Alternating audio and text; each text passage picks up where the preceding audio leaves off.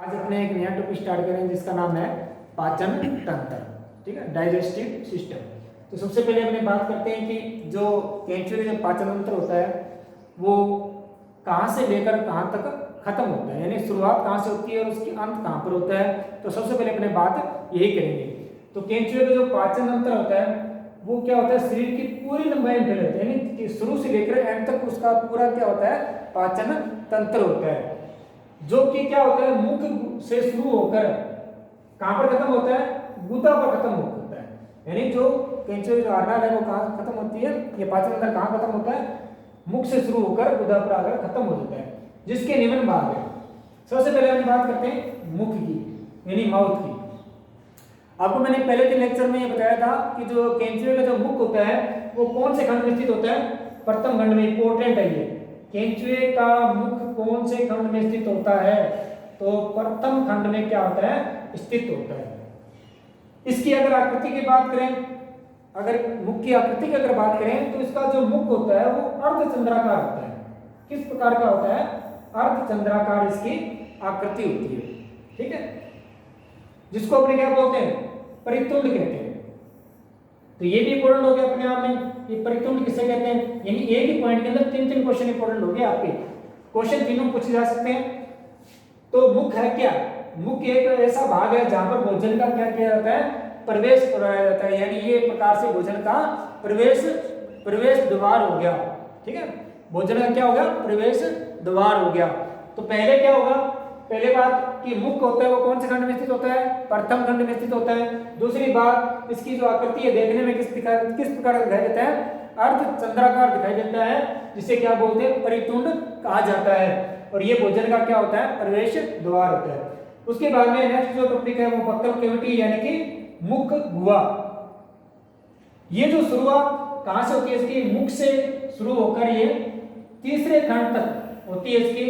इसमें क्या पाए जाते हैं, इसमें अनुदैर्ध्य बल्ले पाए जाते हैं, जो कि क्या करते हैं, भोजन को आगे खिसकाने में क्या करते हैं, सहायता करते हैं। तो ये मुख से शुरू होकर कौन से खंड में होते हैं, तीसरे खंड में। तो ध्यान रखना कि जो मुख गुहा होती है, मुख गुहा वो होती है मुख से लेकर, यानी अपने पहले खंड से लेकर तीसरे खंड तक। और जो मुख होता है वो कौन से खंड में होता है, वो पहले खंड में होता है, यानी मुख पहले खंड में और मुख गुहा पहले से लेकर तीसरे खंड तक पाई जाती है। और इसके अंदर क्या पाए जाते हैं, अनुदैर्ध्य बल्ले पाए जाते हैं। ठीक है, उसके बाद में आगे बात करते हैं हमने,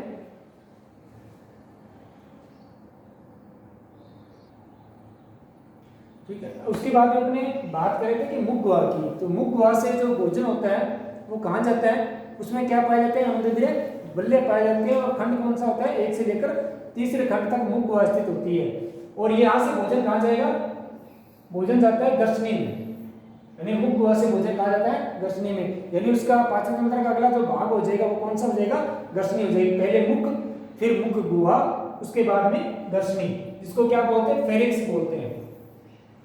फेरिक्स जो होती है वो केंचुए के चौथे खंड में स्थित होती है, यानी कौन से खंड में स्थित होती है, चौथे खंड में स्थित होती है।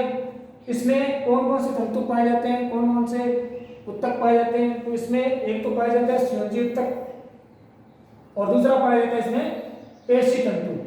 यानी संयोजी उत्तक और जो पेशी तंतु है ये दोनों मिलकर एक पिंजरनुमा या पिंजरे के समान क्या बना लेते हैं, जाल बना लेते हैं। इसी के अंदर क्या पाई जाती है, लार ग्रंथियां भी पाई जाती है।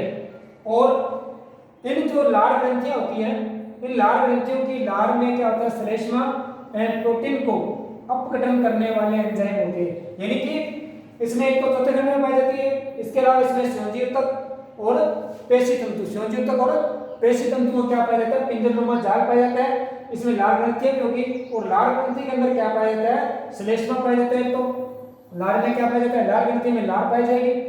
ठीक है, तो इस लार के अंदर क्या होता है, श्लेष्मा और प्रोटीन को अपघटन करने वाले क्या होते हैं, एंजाइम। यानी कि श्लेष्मा और प्रोटीन को अपघटन करने वाले क्या होते हैं, इसके अंदर एंजाइम पाए जाते हैं। किसके अंदर पाए जाते हैं, लार के अंदर।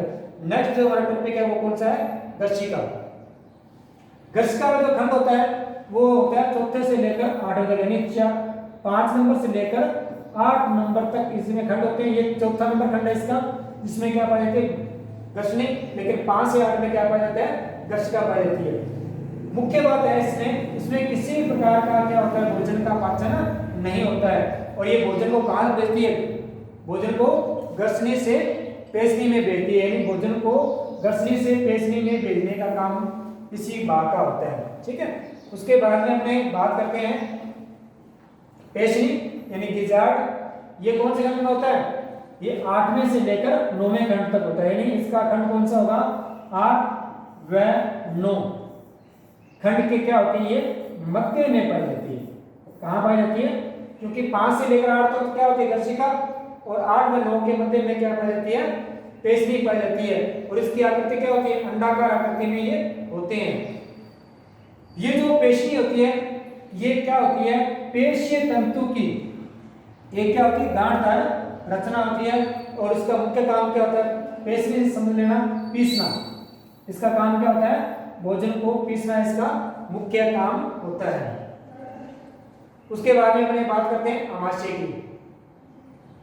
ठीक है, अमाशय में क्या होगा, अमाशय में पेशनी के पश्चात का जो भाग होता है वो एक नलीनुमा भाग होता है, जो 9वें खंड से लेकर 14वें खंड तक पाया जाता है, जिसको क्या बोलते हैं, अमाशय कहते हैं। और अमाशय की जो भीतरी सतह होती है उसमें क्या पाए जाते हैं, अमाशय की जो भीतरी सतह है उसके अंदर अनेक प्रकार के क्या पाए जाते हैं, वलन होते हैं। और इसकी भित्ति में क्या पाए जाते हैं, कैल्सिफेरस ग्रंथियां पाई जाती है। तो क्वेश्चन बनता है कि कैल्सिफेरस ग्रंथियां कहाँ पाई जाती है, तो कैल्सिफेरस जो ग्रंथियां होती है वो कहाँ पाई जाती है, अमाशय के अंदर पाई जाती है। जो इसका काम क्या होता है, ये जो क्योंकि मिट्टी खाता है ये केंचुआ, तो मिट्टी के युग्मक अमल को क्या कर देता है, ये उदासीन कर देता है। ठीक है, उसके बाद में अपने इसके थोड़ा सा डायग्राम देख लेते हैं पाचन तंत्र का। ये देखिए 1 नंबर खंड मुख आ गया, उसके बाद में 2 नंबर मुख हुआ, फिर इसकी गर्शनी, ये वाला भाग मुख हुआ आ जाएगी, ये फिर गर्शनी, उसके बाद में ये गर्शिका, ये पेशीय संरचना जो गांठदार संरचना होती है वो। ठीक है, उसके बाद में ये जो भाग है ये अमाशय आ जाएगा। अमाशय के बाद पूर्व टिफ्लोसोलर क्षेत्र, फिर ये आंतरशिका, पश्च टिफ्लोसोलर क्षेत्र, और ये क्या पाया जाती है, जसिका ग्रंथि, और ये टिफ्लोसोलर क्षेत्र पाया जाता है। उसके बाद में ये क्या होता है, आंतरवल्य, और उसके बाद में टिफ्लोसोलर पाया जाता है। यानी एक पूरा डायग्राम होता है, किसका होता है, केंचुए के पाचन तंत्र का।